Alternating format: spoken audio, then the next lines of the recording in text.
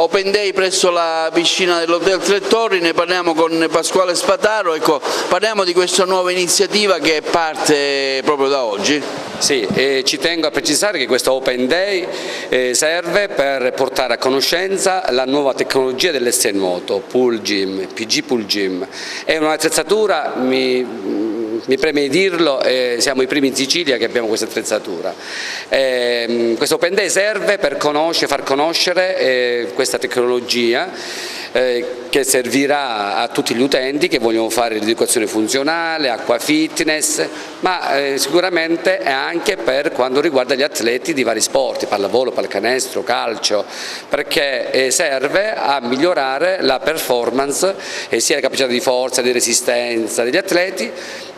Lavorando in acqua questo si ottiene senza nessun danno. Un'iniziativa sicuramente interessante questa che state facendo, rivolta a tutti gli agrigentini ma non solo, ecco, una piscina coperta che sarà fruibile anche d'inverno? Sì, esatto, praticamente parliamo di un'azienda che è nata nel 1974 con abbigliamento sportivo per il nuoto, in particolare costumi da piscina, e siamo un'azienda prettamente italiana che produce in Italia alternative ai marchi storici tipo Speedo, Arena, eccetera. Questa attrezzatura è qui presso questa piscina? Presso questa piscina, e praticamente diciamo, in questi 2 giorni facciamo delle demo dimostrative per dare la possibilità agli utenti di conoscerle in pratica.